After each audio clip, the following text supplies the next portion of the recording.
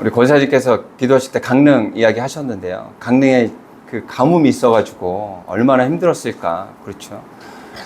뭐 보니까 굉장히 걱정스러울 정도로 그렇게 비가 안 와서 굉장히 큰 문제가 됐었는데, 보니까 그 가뭄이 기후 때문에 그렇죠.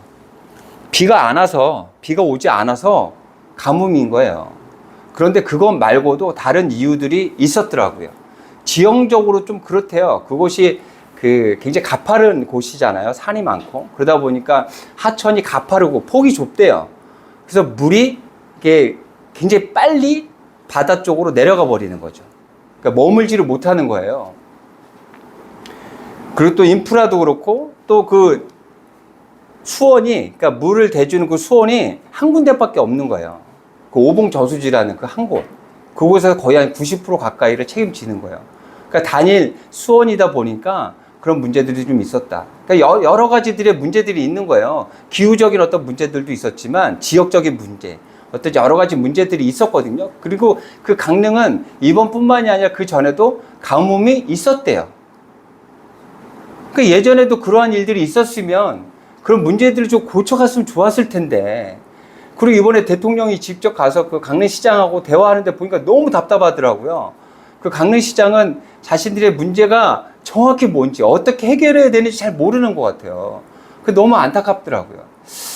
그 강릉의 어떤 그런 모습들을 보면서 그런 생각 안 들어요. 굉장히 좀 우리 인간들이 참 어리석다. 예전에도 그런 가뭄이 있었고 그런 문제들이 있었으면 그런 것들을 고치기 위해서 노력하고 좀 문화나 어떤 그런 그 개발을 통해서 좀 고쳤어야 되는데 왜 고치지 않았을까? 굉장히 어리석은 사람들 같다라는 생각을 하잖아요. 그래서 우리는 어리석은 사람을 그런 사람들로 이야기하잖아요. 당연히 해야 될 걸 하지 않고 똑같은 일을 또 당하고 있는 사람들을 보면 참 어리석구나 라고 생각하는데, 오늘 성경은 어리석은 자를 그렇게 이야기하지 않아요. 어떤 사람이 어리석은 자인지 성경에서 이렇게 이야기합니다. 1절 제가 한번 읽어볼게요. 어리석은 자는 그의 마음에 이르기를 하나님이 없다 하는도다. 하나님이 없다라고. 그러니까 하나님이 있는 걸 알면서도 무시하는 거죠. 무시하는 자들이 어리석은 자라는 거예요. 그래서 그들은 부패하고 그 행실이 가증하고 선을 행하는 자가 하나도 없다 그래요. 하나도 없다고. 에이, 하나도 없을 리가.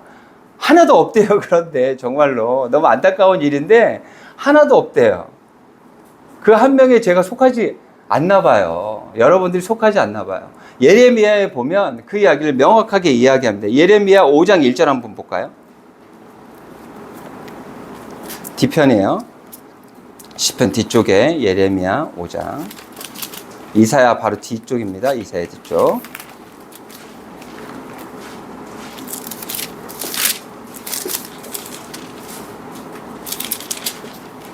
(5장 1절이에요) 5장 1절 한번 읽어보자고요. 한 명도 없었는지 아니면 한 명은 있었는지. 5장 1절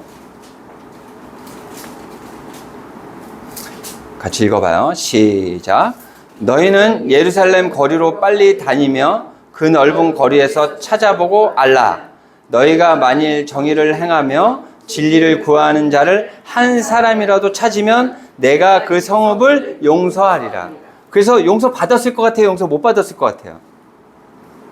용서 못 받았어요. 한 명도 없었던 거예요. 너무 안타깝죠.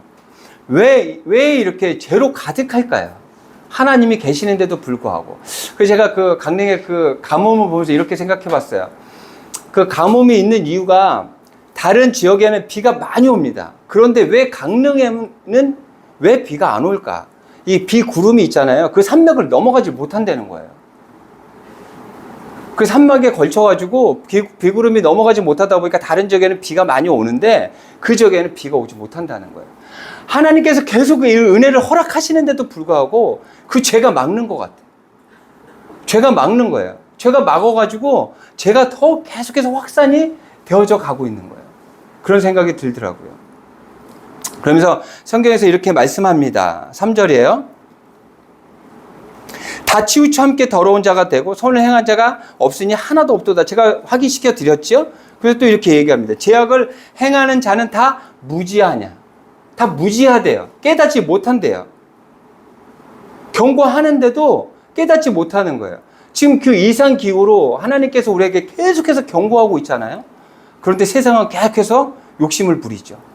그러면서 계속 이상 기후는 발생이 되고 그 지구는 계속해서 죽어가고 있고 어느 순간이 되면 지구가 멸망하는 날이 올 수도 있을 것 같아요. 이런 식으로 계속 파헤치다 보면 지구가 숨을 못 쉬고 결국에는 멸망하는 날이 올 수도 있겠다. 이것을 하나님께서 계속 경고하고 그러는데도 알지 못하고 있는 거죠.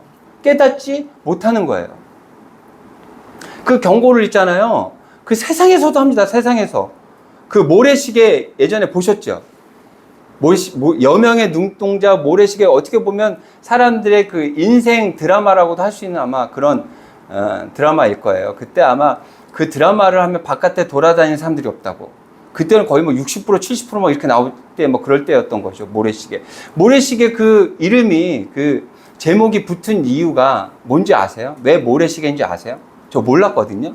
이번에 오늘 방송 어떤 영상을 보면서 들었어요. 그 모래시계를 제목으로 한 이유가 있대요.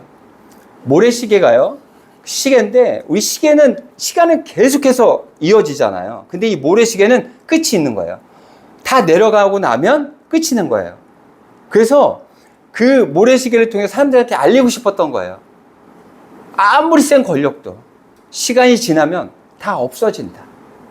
우리 인간은 한계 있는 인생이다라는 것을 그 모래시계 그 제목을 통해서 알려주고 싶었던 거예요. 그런데 깨닫지 못하지요. 그리고 또 보세요. 어떤 기회를 주셔도 그 깨닫는 그 상황들이 또 달라. 모습들이 달라요. 그 모래시계에 보면 주인공이 2명이 나옵니다.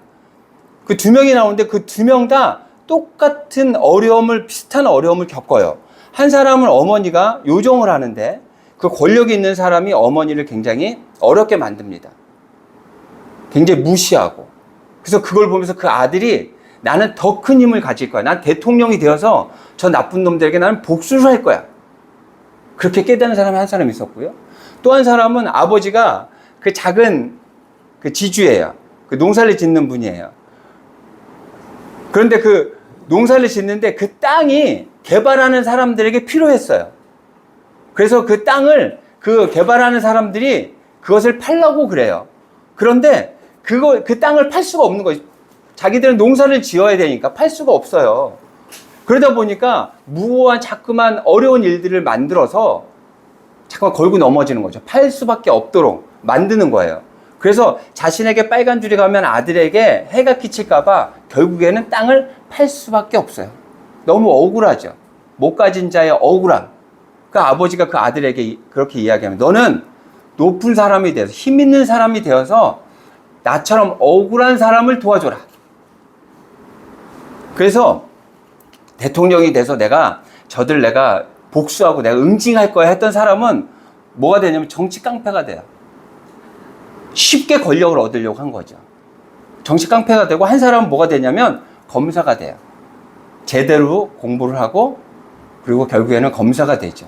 그 정치 깡패는 결국에는 어떻게 돼요? 결국에는 형장의 이슬로 사라지게 됩니다. 그 사람이 이제 최민수가 역할을 했던 게 그 모습이에요. 그러니까 깨닫는 경우도 있지만 그 깨달음이 어떤 깨달음이냐에 따라서 삶의 모습이 달라질 수 있어요. 하나님께서 계속 경고하고 있잖아요. 이번에 가뭄을 통해서도 우리에게 경고하고 계시는 거예요. 너희들 물을 내려주지 않으면, 비를 내려주지 않으면 너희는 가뭄 때문에 죽을 수밖에 없어. 내가 너에게 은혜를 내려주지 않으면 너희는 죽을 수밖에 없는 존재라는 것을 그 가뭄을 통해서 우리에게 알게 하시는 거예요. 그걸 우리는 깨달아야 돼요. 비가 안 오면 어떻게든지 살아갈 수 있도록 저수지를 넓히고 다른 어떤 이런 것들을 또 개발하고 하는 것도 중요하죠. 하지만 그러한 경고들을 통해서 우리가 무엇을 목적으로 살아야 하는지, 누굴 더 의지하면서 살아야 하는지를 깨달아하는 우리가 되어야 돼요. 그런데 여기서 죄로 가득한 세상이 정말 무시 못한, 진짜 좀 너무 걱정스러운 그런 단면은 어떤 거냐면 자신들만 죄를 짓고 그것으로 끝나는 게 아니에요. 확장해 가요, 죄를. 그리고 그렇지 않은 사람들을 죄에 빠지게 만들어요. 힘들고 어렵게 만들어 버린단 말이에요. 아까 아침에 제가 읽었던 4절 마저 읽어볼게요. 그들이 떡 먹듯이 내 백성을 먹으면서 여호와를 부르지 아니하는도다. 이들의 모습이 어떠한지 있잖아요. 로마서에 가면 더 자세히 알 수 있어요. 로마서 3장입니다. 로마서 3장 신약 성경 233쪽이에요. 로마서 3장 10절입니다.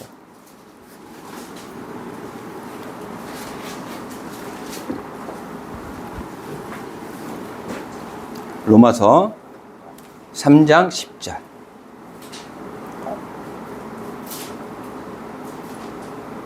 그 죄로 가득한 자들의 모습이 어떠한지, 그들이 어떻게 다른 사람을 더 괴롭히고 있는지, 어떻게 확장해 가고 있는지 더 명확하게 이야기해 주고 있어요. 찾으셔서 함께 한번 읽어볼까요? 잠깐만요. 좀 더 기다렸다가. 신약 성경 243쪽입니다. 243쪽. 로마서 3장 10절이에요.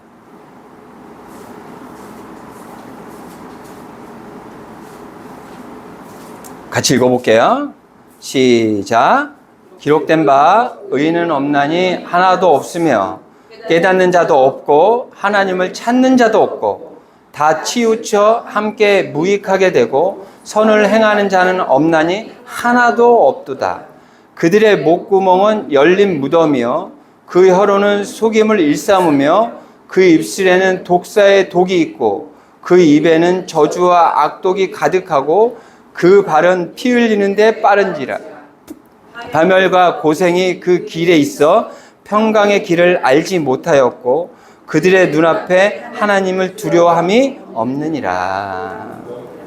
자신들이 피 흘릴 생각 안 하고요, 남에게 피 흘리게 만드는 거예요. 자신이 희생할 생각 안 하고요, 남에게 희생을 강요하고 있는 거예요. 내가 더 잘 살기 위해, 더 많은 것을 누리기 위해서 다른 사람들에게 피를 흘리기를 강요하는 거예요. 하지만 우리 기독교는 어떤 신앙입니까? 예수님께서 그 희생, 그 피를 통해서 우리가 살아난 거잖아요. 다른 사람의 피를 흘리게 하는 것이 아니라 내가 피를 흘리고 내가 희생해야 되는 것이 우리 기독교 신앙이에요. 그래서 우리 신앙을 지키기가, 믿음을 지키기가 쉽지 않습니다. 그렇다면 어떻게 다른 사람의 피를 흘리게 하는지 볼까요? 아까 제가 그 챗미스 역할, 정치 깡패라고 그랬잖아요. 그 권력을 갖고 있는 사람들이 그 깡패들을 동원합니다. 자신들이 할 수 없는 일들이 있죠.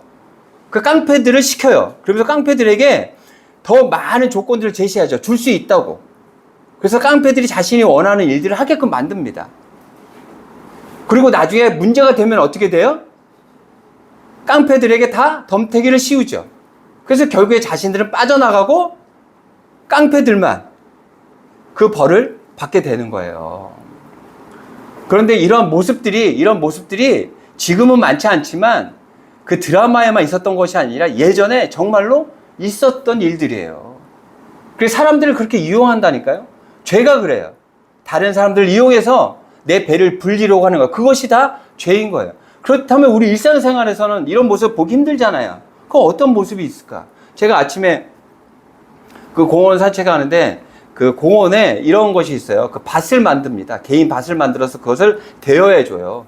그럼 그곳에다가 상추도 심고, 이제 뭐 그 전원주택에 사시는 분들은 쉽게 하지만 도시에 사는 사람은 그런 것들이 없잖아요. 근데 이제 저희 앞에 공원이, 큰 공원이 있기 때문에 거기다 밭을 만들어서 다 이렇게 격자 다 만들어 놔요. 만들어 놓고 다 사람들에게 대여를 해줍니다. 그래서 그것을 사람들이 돈을 내고 거기에다가 상추도 심고 뭐도 심고 해가지고 그 수확을 해서 직접 따 먹어요. 근데 거기에 오늘 그전에 못 봤는데 오늘 아침에 갔더니 현수막이 여러 개가 막 붙어 있는 거야. 뭐냐면 경작물 절도 금지. 남이 돈 주고 그 밭을 임대 받아가지고 거기에다가 수고롭게 수확물들을 그동안 노력해가지고 수확물들을 얻는 거잖아요. 근데 그것을 몰래 다 따먹는 사람들이 있는 거예요. 이게 다 죄인 거예요. 쉽게 가려고 하는 거. 다른 사람들이 어렵게 만들어서 그들에게 속한 것들을 그냥 아무것도 없이, 아무 저기도 없이, 꺼리낌도 없이 그것들을 뺏어 먹으려고 하는 그것들. 그들에게 피해를 주는 거잖아요. 그것이 무엇 때문에 이루어지냐면 죄 때문에 이루어진다는 거예요. 죄악이 가득한 이 세상. 그 따먹는 사람들은 아마 마음속에 걸림도 없을 거예요. 뭐 이것쯤이야. 하지만 그 사람들은 그것을 기르기 위해서 노력을 많이 했다니까요. 희생을 많이 했다니까요. 그렇게 하면 안 돼요. 그렇게 죄는 자꾸만 확장해 가고 그렇지 않은 사람들 더 힘들고 어렵게 만들어 가요. 그래서 이 세상은 선한 것이 하나도 없고 죄만 가득한 세상이에요. 하지만 우리에겐 희망이 있어요. 5절입니다. 같이 한번 읽어볼까요? 5절. 같이 한번 읽어보겠습니다. 시작. 그들은 두려워하고 두려워했으니 하나님 의인의 세대. 의인이 있대, 의인이. 여기서 말하는 의인은요, 여러분, 선함을 행해서 의인이 아니라 예수 그리스도가 의로우시잖아요. 그 의를 우리에게 덧입혀 주셨어요. 예수 그리스도의 의를 우리에게 덧입혀 주셨어요. 우리가 의로운 행위를 해가지고 의로워진 게 아니고 예수 그리스도께서 우리를 의롭다 하셨어요. 그래서 우리가 의로워졌어요.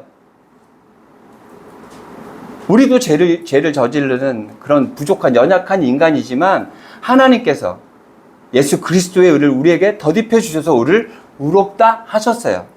그 우리를 어떻게 하신다고요? 우리의 피난처가 되어주시는 분이 하나님이시라는 거예요.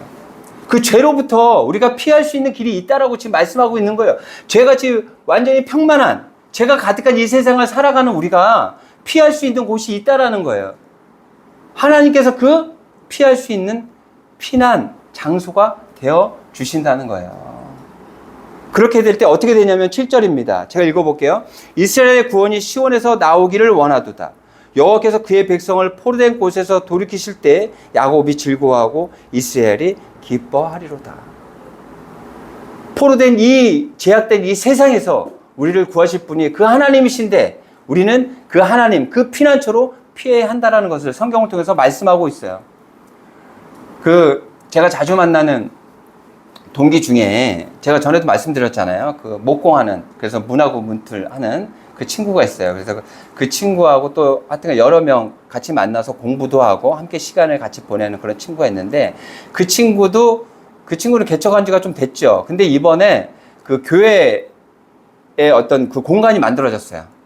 기존에 그 학원 하던 그런 공간인데 얼마 되지 않아서 이게 이제 학원이 안 된 것 같아요. 그러다 보니 그 인테리어 해놓은 거 그대로 이제 들어가게 됐죠. 근데 인테리어를 너무 잘 해놓은 거예요. 구분도 너무 잘 해놓고 너무 잘 해놨어요. 너무 이쁘고 좋아요. 근데 이제 그 교회가 작년부터 그 선교를 가기 위해서 돈을 모았다고 해요. 그 어느 선교를 계획을 했었냐면 네팔. 그래서 네팔 그 선교를 지난주에 떠났어요. 그 교인들 전부 다. 교인들이 그 목사님 부부 가족 빼고 7명이세요. 7명하고 그 부부하고 아이들, 남자아이들만 3명이에요, 그 집은. 남자아이들, 어린아이들 3명. 그렇게 12명이 네팔로 여행을 떠났죠. 1년 동안 돈을 열심히 모아서 그 돈을 가지고 여행을 떠났어요. 근데 네팔에 어떤 일 벌어졌어요? 여러분 아세요? 반정부 시위 일어났잖아요. 거기 난리 났잖아요. 모든 공간들이 다 폐쇄됐어요. 그래가지고 카톡이 오는데 거기 사진을 찍어서 보냈는데 뭐 건물들이 막 불타고 난리예요. 이제 막 너무 걱정된 거죠. 아이들 셋까지 데리고 갔는데 아마 공항 다 폐쇄됐을 거예요 그때. 그거 어떻게 오나 싶어가지고 너무 걱정되는 거예요. 근데 그 친구 카톡 오는 그 카톡 내용을 보면 이 친구는 걱정이 없어요. 좀 되게 신기하더라고요. 저희는 이쪽에서 굉장히 걱정이 돼서 어떻게 하냐, 기도한다고 걱정하고 막 이러는데 그 친구는 굉장히 편안해요. 마음이 편안해 보여요. 그 카톡 오는 그 내용을 보면. 아무래도 그런 거 아니었을까 싶어요. 하나님께서 선교를 보내셨기 때문에 집에 가는 것도 책임지시지 않을까 하는 어떤 그런 믿음이 있었던 것 같아요. 근데 그때 그들이 예약했던 중국 비행사에다가 예약을 했던 모양이에요. 그때 공항이 열렸고요. 다행스럽게 비행기를 타고 올 수 있었던 거예요.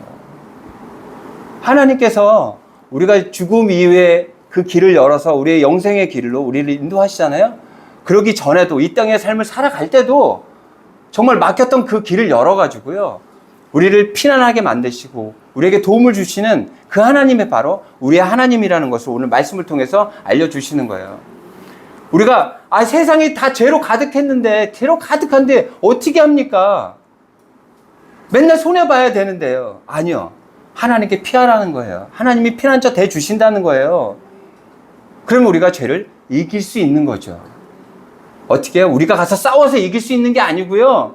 하나님께 피하면 되는 거예요. 내 능력으로 이길 수 있는 게 아니고요. 하나님의 능력을 구할 때 이길 수 있는 거예요. 근데 우리가 이렇게 살아가야 하는 그 이유가 있어요. 제가 아까 말씀드렸던 것처럼 그 모래시계가 다 내려가면 끝나잖아요. 그런데 다시 돌리면 그 시간은 또 시작이 됩니다. 그 시간은 다음 세대예요. 내가 어떻게 살았느냐에 따라서 다음 세대가 삶의 모습이 달라질 수 있어요. 그래서 우리는 제대로 된 피난처, 그 하나님의 그 피난처, 그 능력으로 이 땅의 삶을 살아내야 해요. 그래야 다음 세대에 우리는 영향력을 끼칠 수 있고요. 하나님께서 바라시는 삶을 온전히 살아낼 수 있습니다. 그렇게 살아내시는 다세움교회 여러분들이 되시기를 바랍니다.